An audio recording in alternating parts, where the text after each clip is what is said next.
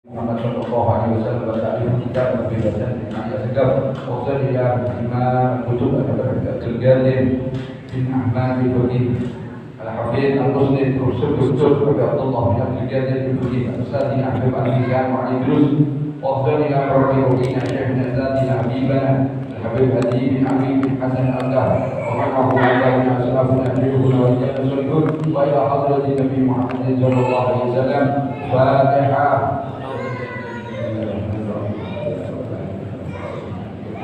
إياك نعبد وإياك نستعين اهدنا الصراط المستقيم صراط الذين أنعمت عليهم غير المغضوب عليهم ولا الضالين آمين بسم الله الرحمن الرحيم السلام عليكم ونفعني وبعلومه في الدارين آمين lantur. Ini kita masih membahas tentang kefarduan daripada membaca surat Al-Fatihah. Tapi sebelum itu saya ingin ke belakang dulu mengenai kemarin pada saat penutupan Sabari Maulid beliau Habib Hadi bin Ali bin Hasan Al-Kaf bercerita tentang seorang sahabat yang sholatnya kurang baik. Sholat beliau sahabat ini kurang baik. Beliau ngambil dari kitab ini di awal ini beliau mengatakan di sini ada satu hadis yang panjang di sini diceritakan bahwa beliau sallallahu alaihi wasallam melihat seorang laki-laki masuk masjid. Nah, ini dikatakan dia melaksanakan sholat 2 rakaat. Pada saat itu baginda Nabi Muhammad SAW ada halaqah dengan para sahabat. Jadi kedatangan sahabat ini tadi diperhatikan oleh beliau sallallahu alaihi wasallam dengan perhatian yang sama-sama, tidak diperhatikan terus, tidak diperhatikan kemudian beliau menghadap ke halaqah para sahabat, diperhatikan lagi. Sahabat ini setelah selesai melaksanakan sholat 2 rakaat, beliau mengucapkan sahabat ini mengucapkan salam kepada Nabi Muhammad SAW. Kemudian Rasulullah SAW menjawab salam. Dijawab salamnya ini oleh baginda Nabi Muhammad SAW dan beliau mengatakan inji fasal iman inakalam tusolli. Saya membaca hadis ini dan saya menceritakan kepada panjenengan itu sudah berulang-ulang. Akan tetapi ketika kemarin saat penutupan itu dalam hati saya ada rasa ketakutan yang betul. Ketika beliau menjelaskan inji fasoli fa innaka lam tusolli, Anda kembali lagi karena Anda belum sholat. Anda sholat lagi karena Anda belum sholat. Fa innaka lam tusolli itu diulangi beliau sallallahu alaihi wasallam. Ketika sahabat ini balik lagi kemudian ucap salam dijawab, baginda tetap mengatakan inji fasoli fa innaka lam tusolli sampai 3 kali. Kalau dengan hadir di penutupan dan dengan dengar apa yang disampaikan beliau Habib Hadi bin Ali bin Hasan Al-Kaf, sahabat di sini diceritakan ketika mendengar kalimat dari yang mulia ini di fasol di innaka lam tusolli, ini sahabat gemetar. Saat yang lalu saya mendengar cerita juga sama, sahabat gemetar, ini hati saya tidak takut, standar biasa. Kalau saat ini juga ketika saya mengatakan kepada Anda dengan kalimat dari yang mulia ini di fasol di innaka lam tusolli, ya sahabat, Anda sholat lagi, sebetulnya Anda belum sholat. Padahal sahabat ini sudah sholat sampai 2 kali. Beliau mengatakan fa innaka lam tusolli, sudah sholat, tapi Rasulullah mengatakan Anda belum sholat. Kalau saat ini hati dengan standar biasa seperti saya dulu, tidak ada rasa ketakutan. Ketakutan apa yang dimaksud? Karena sholat yang tidak betul, saya katakan sekali lagi, sholat yang tidak benar, sholat yang tidak betul, itu dianggap tidak sholat. Fa innaka lam tusolli, dawuh siapa? Nabi Muhammad SAW. Berarti kita punya utang. Ayo muhasabah, ayo introspeksi, ayo kita ingat, mulai kita akil balik.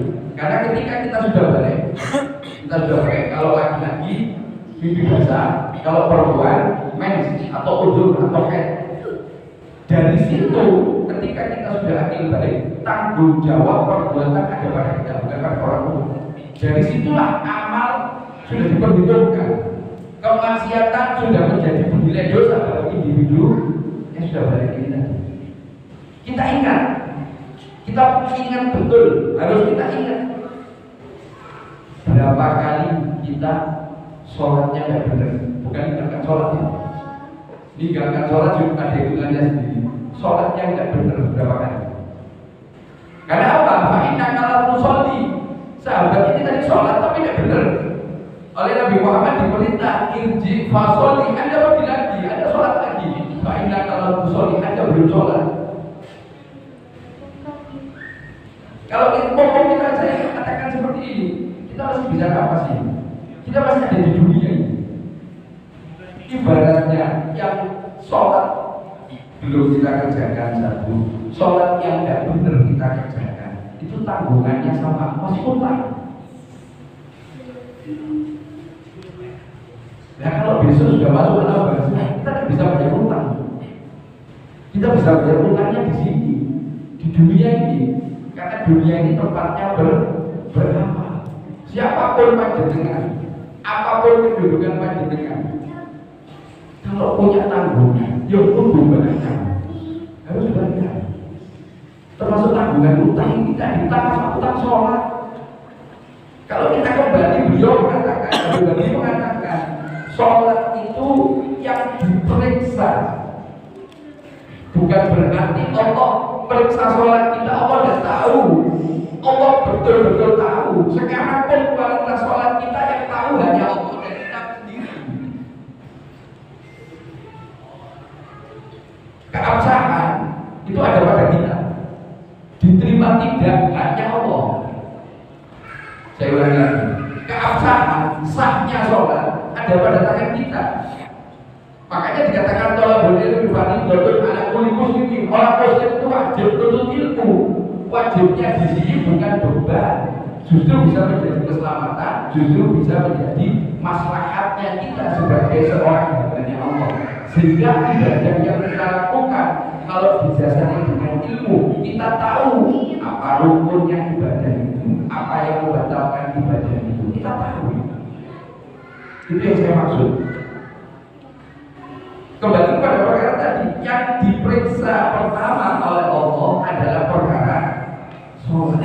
Dan ketika sholatnya benar, sholatnya baik, maka yang lain, amal-amal yang lain dianggap baik. Siapa yang menganggap? Allah Subhanahu wa Ta'ala. Itu namanya Allah. Taruhlah nggak baik yang lain, karena sholatnya benar, sholatnya baik, maka semua dianggap baik oleh Allah Subhanahu wa Ta'ala. Kuncinya di sholat. Apa yang harus kita lakukan? Menurut saya, yang perlu kita lakukan sekarang saat ini dengan keterbatasan pengetahuan keilmuan kita tentang ibadah kita secara umum, lebih spesifik lagi tentang sholat kita, keterbatasan pengetahuan kita tentang hukum-hukum sholat. Beliau sudah mengatakan cara yang paling enak. Mohon maaf saya katakan cara paling enak di sini. Enaknya apa? Karena kita minim kemampuan, minim pengetahuan, akan tetapi minta ibadah kita diterima oleh Allah. Makanya saya katakan cara paling enak, yaitu mulai detik ini adakan niat di dalam hati kita untuk melaksanakan sholat secara berjamaah, diutamakan di masjid. Kalau Anda sholat sendiri, taruh betul semuanya dari niat sampai salam betul semuanya, nilainya cuma satu. Nilainya cuma satu. Kalau sholat sendiri, tapi kalau sholat jamaah minimal dikalikan 27. Asal rukunnya batal di sini. Saya katakan di sini. Kalau kurang-kurang khusus, kalau dengan jamaah, masya Allah. Istimewa, saya katakan istimewa apa? Dengan kemampuan yang kita miliki sangat minim, insya Allah sholat kita itu diterima oleh Allah Subhanahu wa Ta'ala. Maka adakan niat mulai saat ini. untuk niat ketika melaksanakan sholat, terlebih sholat fardu di sini dengan berjamaah diutamakan di masjid. Cara paling enak dulu. Mau apa dengan? Mau melakukan apa? Mumpung, saya ingatkan, mumpung kita masih bernapas di sini. Kalau sudah kita tidak bernapas, kita pindah di alam barzah. Kita tahu keburukan kita, kita tahu kekurangan kita. Bahaya, kita tidak bisa apa-apa di sini. Utang itu harus dibayar. Utang itu harus dibayar. Taubatan nasuha wajib kita lakukan. Dikatakan taubatan nasuha ada 3 syarat di sini saya katakan. Yang pertama berhenti dari kemaksiatan tersebut. Yang kedua menyesal telah melakukan kemaksiatan tersebut. Yang ketiga berjanji kepada Allah, kepada baginda Nabi Muhammad SAW, kepada diri kita untuk tidak mengulangi kemaksiatan tersebut. Tapi kalau sholat dia untuk dibayar uangnya. Wajib itu, karena itu rukun di dalam Islam, rukun Islam. Syahadat kita sudah melakukan sholat dalam 1 hari 5 waktu. Nah kalau 1 hari kita lakukan 4, berarti kita kurang 1.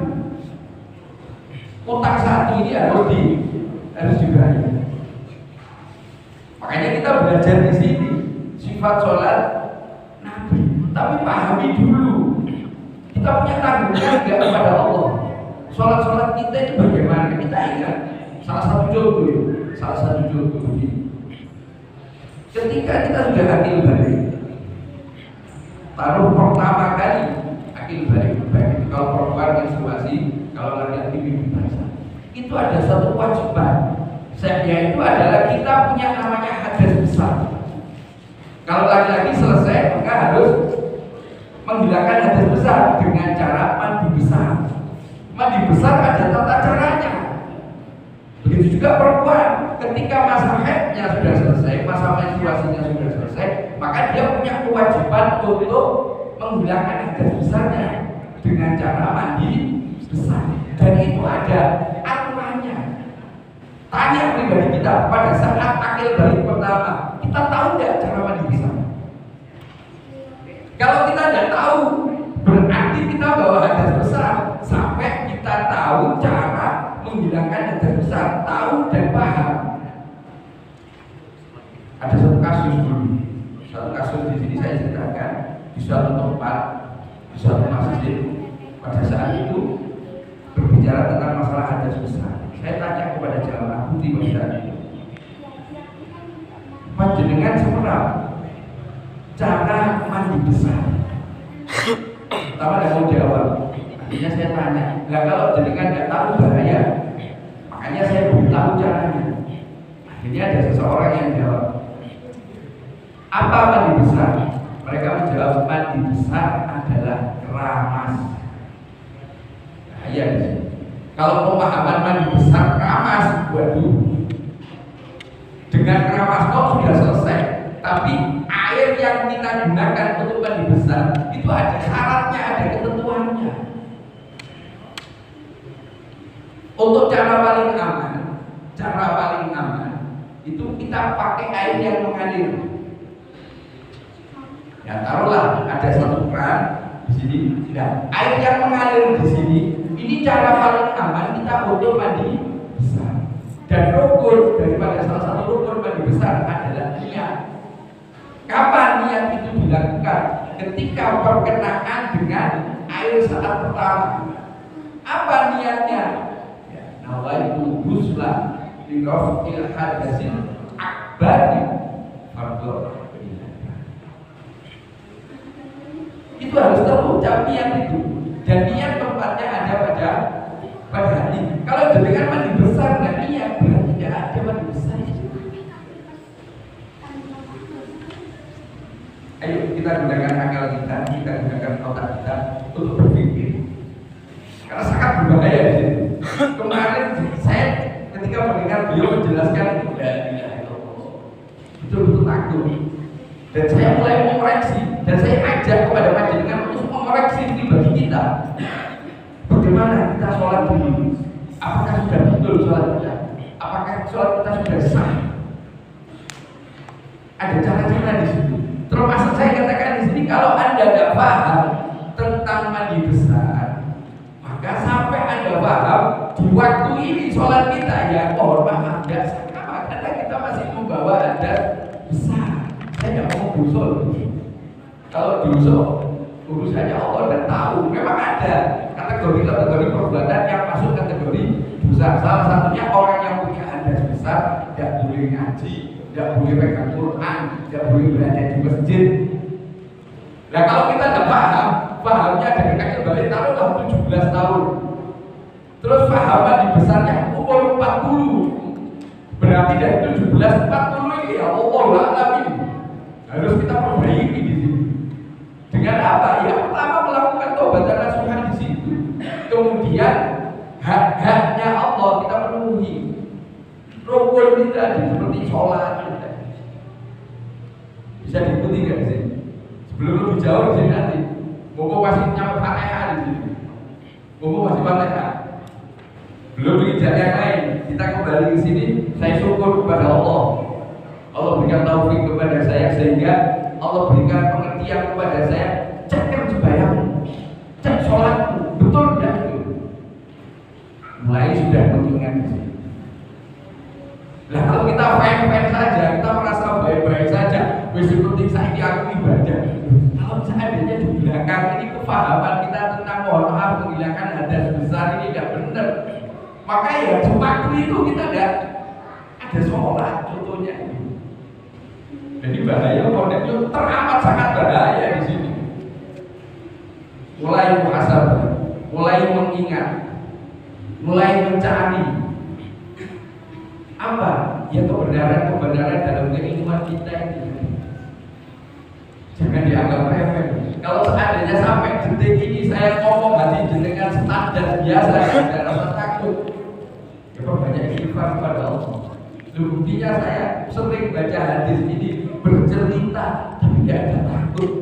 Tapi ketika beliau pada saat kemarin, mungkin pernah saya ngomong waktu di Jembelan, ketika safari maulid, ketika kita sholat, ketika kita dzikir, ketika kita baca Quran, ketika kita hadir majelis, Allah nebar yang namanya al-ibdad. Al-ibdad ini lebih kepada batiniahnya. Yang sering itu adalah orang tersebut meneteskan air mata. Perkaranya apa? Saya tidak tahu. Mungkin dia ingat kesalahannya, mungkin dia oleh Allah diizinkan mengingat kebesarannya Allah Subhanahu wa taala sehingga dia sampai batiniahnya ini tidak tahan sehingga meneteskan air mata. Makanya kalau saya ketika ngobrol sama salah seorang yang solidi, itu beliau mengatakan ketika kita akan hadir majelis mungkin, ketika kita akan sholat mungkin, ketika akan baca Quran, adab, etika, tata krama, sopan santun terlebih kepada Allah Subhanahu wa taala harus dijaga. Siapa tahu ketika kita baca Quran, ketika kita sholat, ketika kita zikir, kita mendapatkan al-ibdad ini, sehingga ada perasaan yang luar biasa sehingga keinginan kita untuk takut lebih mendekat kepada Allah sangat besar. Salah satunya dengan adanya keinginan muhasabah, introspeksi kepada pribadi kita masing-masing, lebih fokus kepada kesalahan, kehilafan yang kita lakukan kepada Allah Subhanahu. Dan al-ibdad ini tidak pandang bulu. Saya pernah dulu di Malang melihat salah seorang anggota kepolisian ketika baca maulid, mulai ya Rabbi sholli ala Muhammad sampai menjelang makanul qiyam, itu dia tidak berhenti meneteskan air mata. Ya tapi ada suku dong ini koyo itu tak ada orang yang lagi nangis. Jangan. Ya kita husnudzon aja.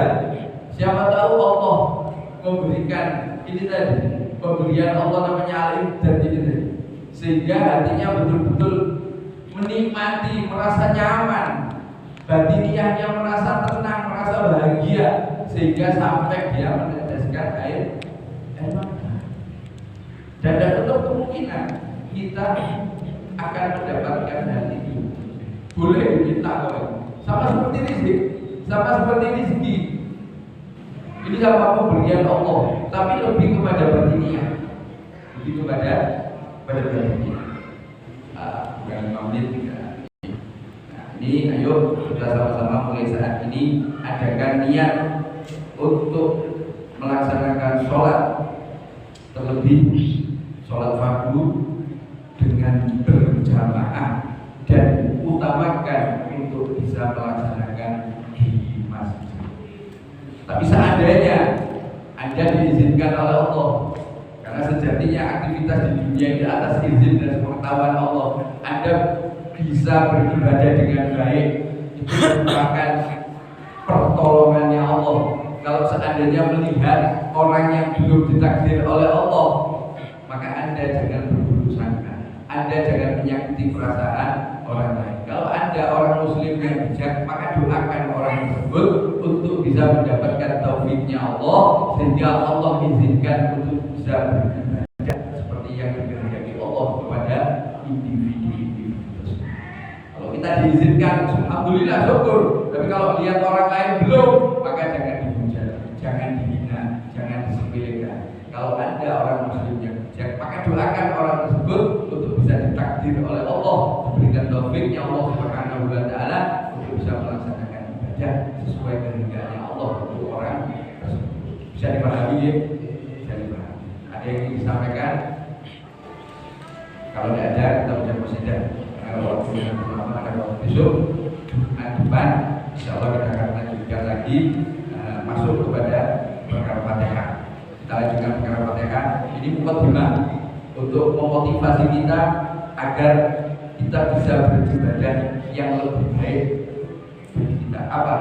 Sholat secara berjamaah dan diutamakan bisa dilakukan di masjid. Insyaallah semoga Allah akan kita bisa melaksanakan ibadah dengan sebaik-baiknya dan sebenar-benarnya.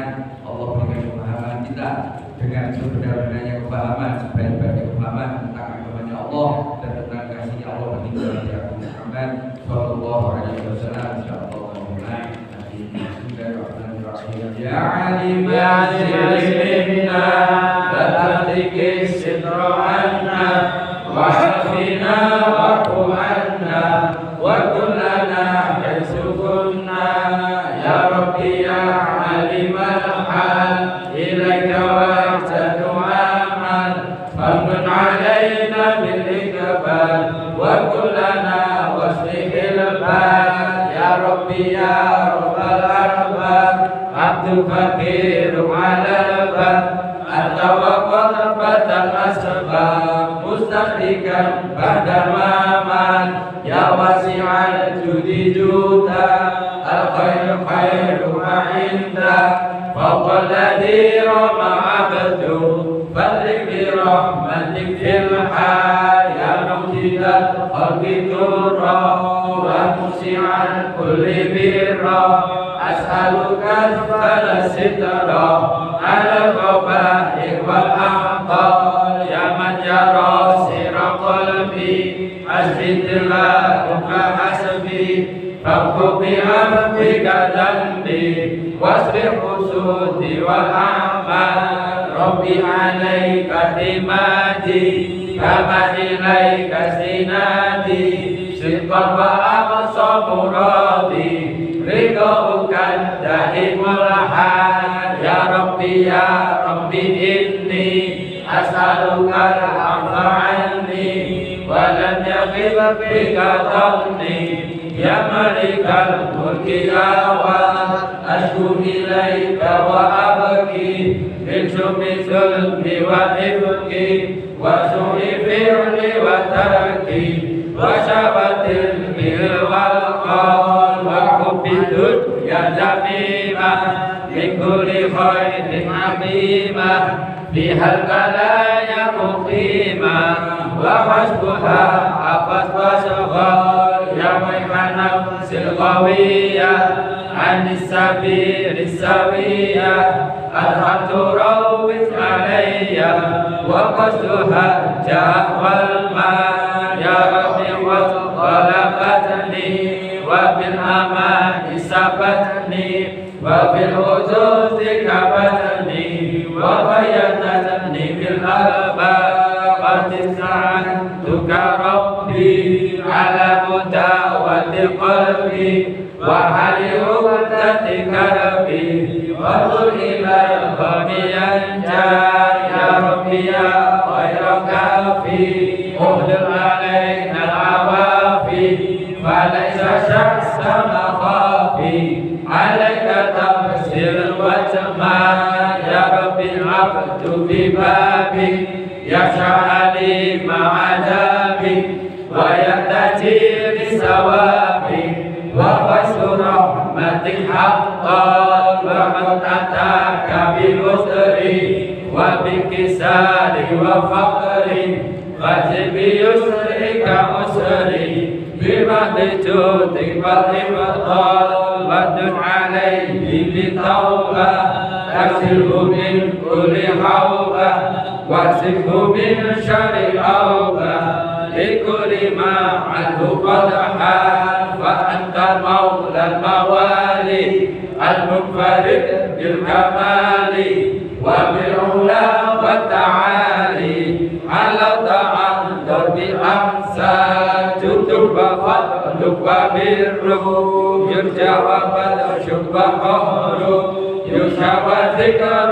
وشكر لازم حمدك والإجلال يا ربي أنت نصيري فلقني كل خيري وعجنا مسيري واهدم بالإيمان الآجال وصل في كل حالة على مزيل الضلالة من كلمته الغجالة محمد الهدي الدار والحمد لله شكرا على نعم منه تطرى نحمد سرا وجهرا وبالغدايا والأبصار يا أرحم الراحمين يا أرحم الراحمين يا أرحم الراحمين فرج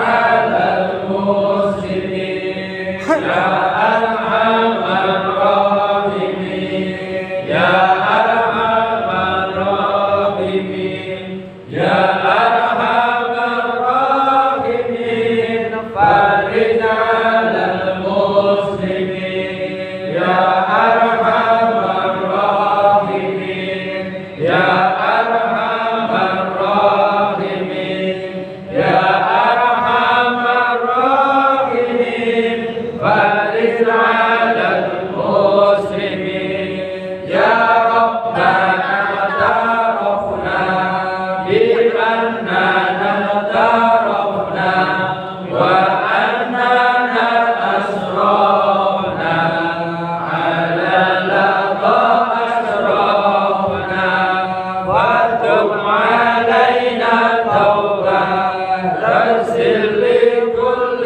خوبة واستر لنا العورات وآمن الروعات واغفر لوالدنا ربي ومولودنا والآل والإخوان وسائر الخلان وكل ذي محبة أو جيران أو صحبة والمسلمين أجمع آمين ربي اسمع فضلا وجودا منا لا باكتساب منا بالمصطفى رسولي نحظى بكل سور صلى وسلم ربي عليه عد الحق وآله وصحبه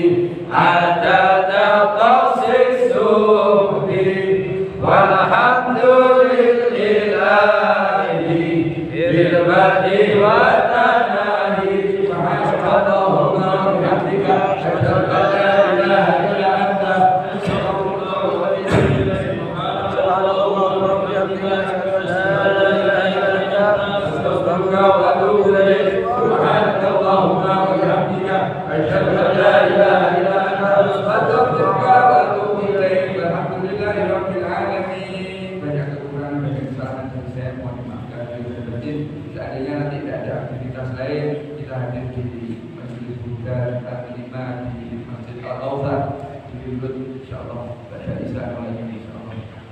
Assalamualaikum warahmatullahi wabarakatuh. Waalaikumsalam warahmatullahi wabarakatuh.